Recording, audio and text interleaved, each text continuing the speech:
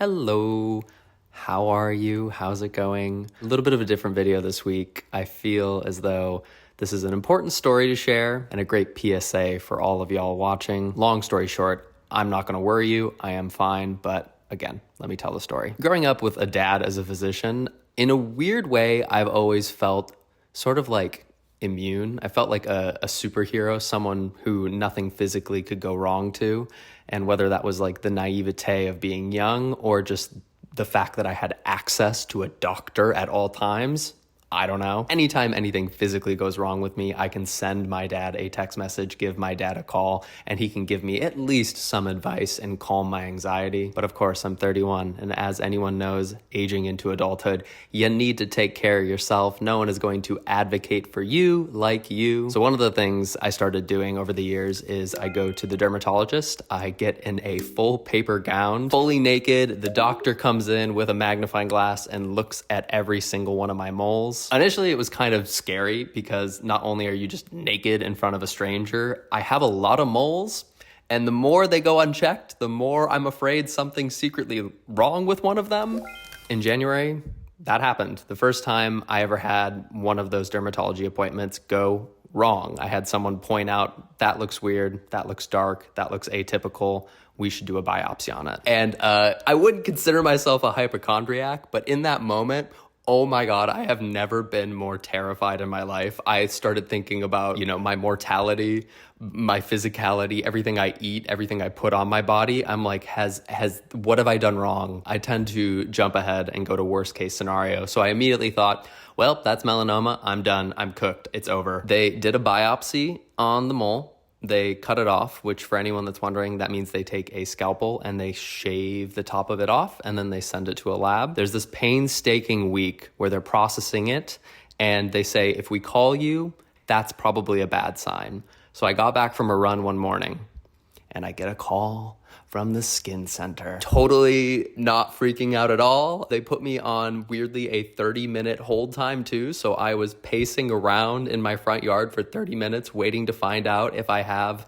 something wrong with me. A very calm, lovely young woman answers the phone and says, hello, you have a severely dysplastic compound nevus. I'm just like, can you tell me, what does that mean?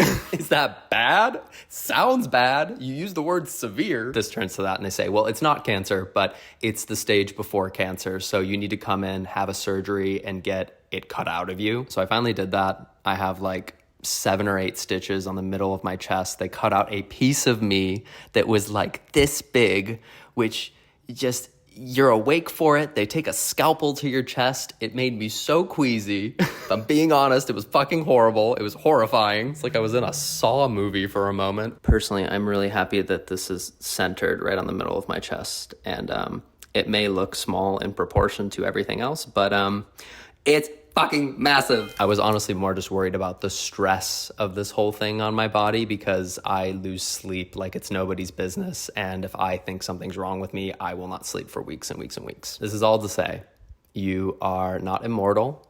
You are not immune. You are not exempt from harm in your life. So advocate for yourself. Go get your general checkups. I hate that in countries like America, healthcare is not free. It's in fact extremely expensive. So this does come at a cost, but your health is priceless. Luckily enough, melanoma is extremely preventable and it's 98% curable. So I'm here to remind you, don't second guess anything. Don't wait on anything. Go make an appointment. This morphed in a matter of months. And it's not nice to think that if I would have waited for another year or 2 years or even longer, what could have happened? As a former lifeguard who did not wear sunscreen, it is one of my bigger regrets as a kid. I used to be out in the sun for like 10 hours on end. Truly, it is painful, it is stupid, but not wearing sunscreen, just getting burnt to a crisp. Wear protective layers, wear sunscreen, reapply sunscreen, stay out of the sun as much as you can. Just like for myself, I want everyone watching this to live long, happy, and healthy lives. So I hope this is a fair reminder that to do that, you need to take care of yourself. But anyways, I am going to try to go not pop a stitch and go for a walk with an umbrella or something. Stay safe, everyone. I hope you have a peaceful week, and I'll see you super soon.